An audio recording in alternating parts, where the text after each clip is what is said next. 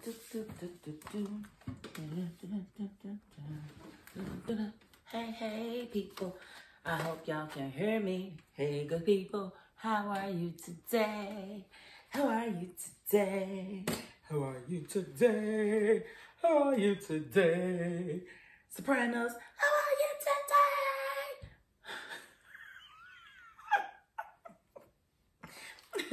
Hey guys, it's your girl Tara Crush back with another review, and this time it is for Sistas on BET episodes 10 and 11.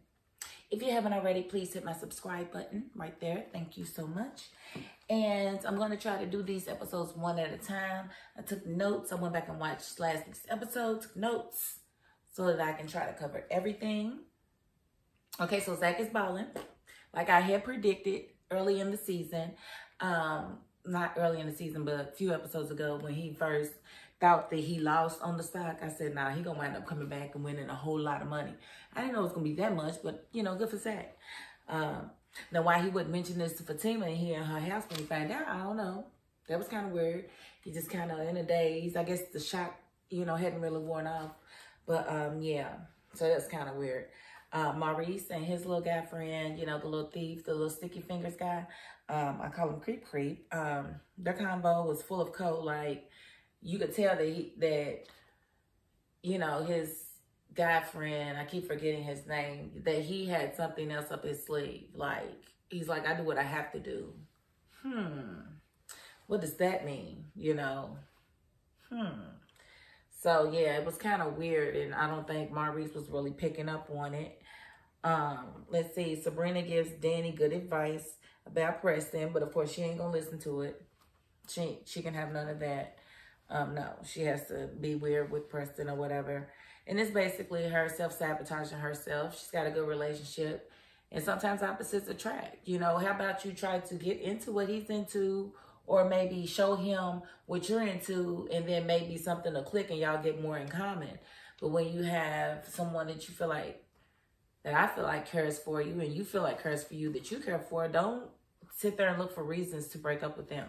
Because it's very hard to get someone to take the time to decide that they want to love you and to decide that they want to be with you. That is a task. Somebody of quality especially.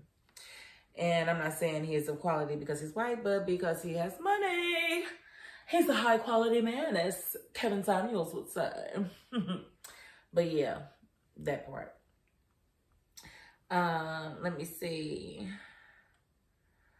But I don't feel like I'm over Sabrina not really accepting her portion in the Jacoby and Calvin fight. The fact that she suspended Jacoby when he was only defending himself, I felt like was wrong. And she didn't acknowledge that there was a triangle there. She made it all about Jacoby, and I still don't think that that was right. So him keeping on coming back to see her, I feel like, you know, she should have been a little bit more understanding, because she's not been, you know, accountable for her own actions and sleeping with the subordinate. So there's that. And then,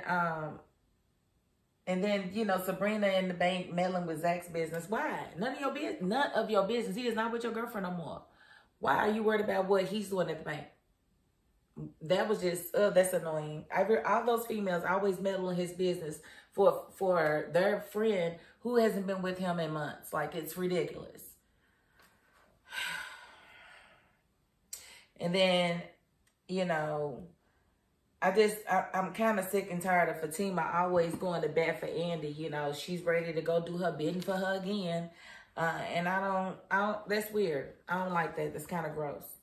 And Andi definitely takes her for granted. I don't care what anybody says. I mean, she acknowledges her here and there, but for the most part, she takes her for granted because she's always talking 10K crazy at the side of her neck at Fatima. And I'm surprised Fatima ain't never went off on her. But I think that day is coming soon, very soon. And I think Maurice is really silly for falling for a dude that is a career criminal. But those sex sounds he was emulating was freaking hilarious. Maurice is hilarious. But I don't recommend, you know, bringing a career criminal into your bed, especially one that has, you know, stolen from the house that you live in. It's kind of crazy. And you can't be that hard up for some meat, Maurice, that you would actually allow that to happen. You can't feel that sorry for this dude that you would allow that to happen. But let's see. And then Fatima on the phone with Zach was cute. But she needs to be real with herself and, you know, let that man know how she feels. And I think she's going to, as we see in the next episode. So that whole conversation was cute. You know, I do want you to come over and all of this. I want to talk. It's cute. I like it. Because, you know, I'm a Zatima fan. I am a Zatima fan and always will be. So let me see. Moving right along to the next episode because I'm trying to get through this without the video being too long. So we did see Preston and Dani having a conversation. And, of course, she self-sabotaged herself and pretty much told him that she needs, you know, more space or whatever because they don't have nothing in common. And, you know, to me, I don't know. Maybe she's saving herself, you know, some time. But I say leave well enough alone because, again, I don't know. I don't like it, though. I don't like the way she's doing him. And I don't like the way Tyler's made him to be like some dumb guy. Now, and it seems like he's kind of slow to the punch, but he wasn't like that in the beginning, I didn't think. But whatever, inconsistencies do exist here and there. But, so I think what's going to wind up happening is he's going to wind up leaving and not coming back. Because she wasn't really honest with him. And that just sucks. Because that's, you know, she has no problems hurting anybody else's feelings. But when it comes to him, she's always been giddy and I don't like that. So there's that on that.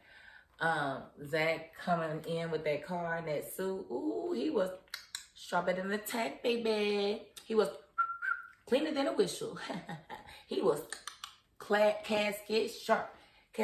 I mean, he really was when he went to Karen's shop. And Karen was in distraught. You know, she was kind of distraught because one of her beauticians had left her shop and decided to do hair out of his mama's basement. And it's undercutting her prices, so she's losing a lot of her customers. And, you know, she can't really afford that. So when Zach pulls up with that check for $72,000 because, you know, he wants to get her out of his pocket, I was no more good. I said, you better get it, Karen. You better get your money, Karen. And I was really afraid from the previews that they was going to try to get back together. They was going to kiss or something. I was about to be real mad and throw something at the TV, but that didn't happen. They just told each other that they loved each other because they do.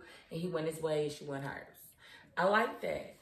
And then Aaron coming over. Let me say, I am kind of happy that Aaron and Karen finally got it in. That makes their dynamic a little bit more interesting. And I like the fact that he's actually trying to marry her because I feel like she is marriage material. But her and Zach were just wasting each other's time.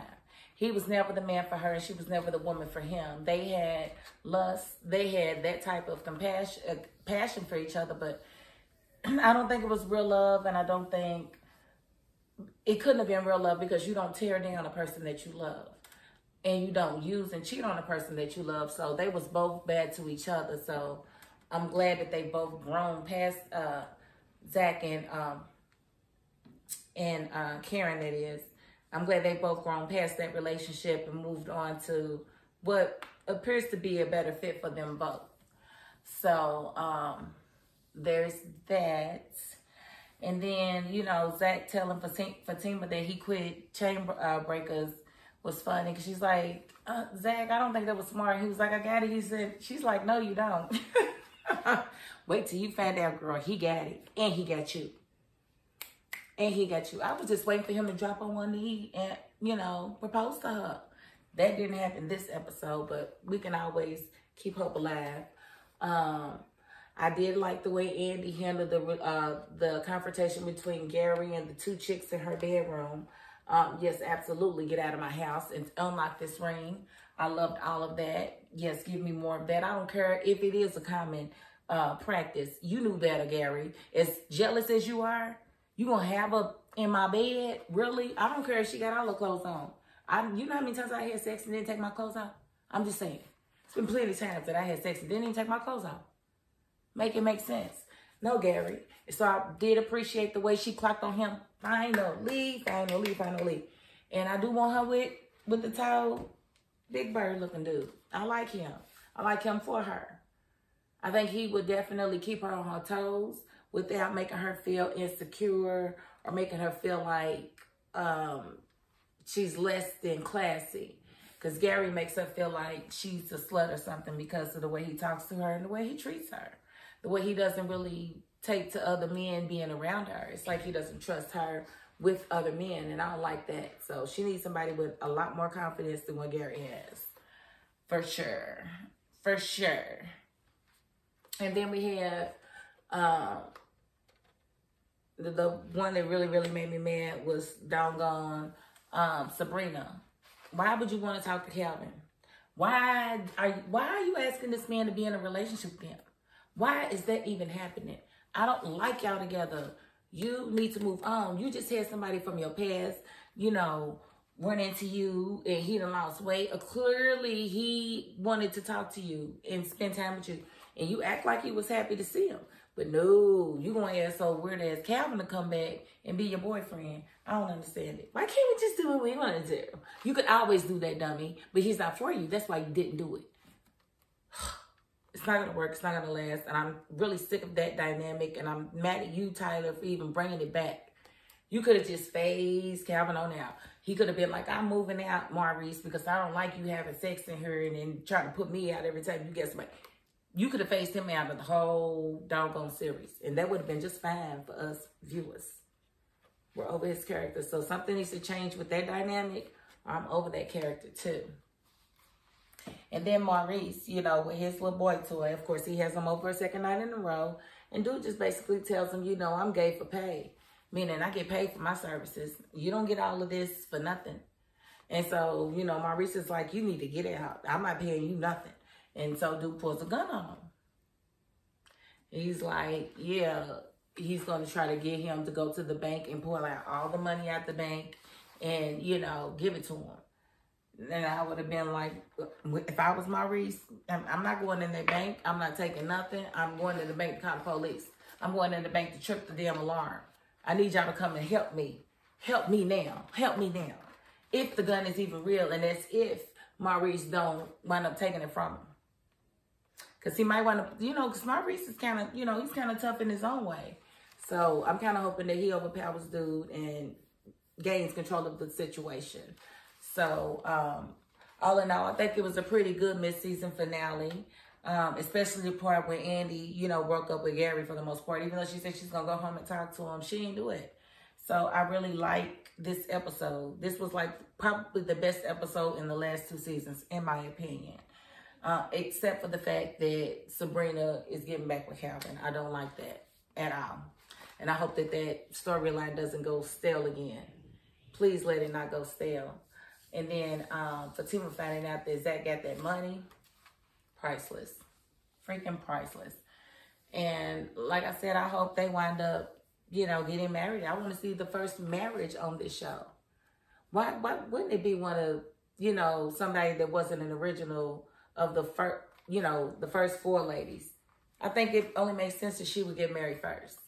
But the way her and Zach have come up, beautiful. Like he said, you built me up. I ain't never had a woman build me up. She got him for life. And it's beautiful. So I do love that you wrote that, Tyler. I appreciate it. And I hope the rest of the viewers appreciate it like I do. But that's about all I want to really cover on those 2 episodes. If I think of anything else, I'll put it in the notes. If you have any questions or you want to talk about something that I discussed here on this video, just leave a comment, whatnot. Again, if you haven't already, please hit my subscribe button. If not, just thank you for watching. I just appreciate that much. I ain't greedy. I ain't greedy. Thank you for watching. But that is my $5.02. Peace. Now I gotta get my roly-poly self up. Ooh, gotta hit the button like, ah.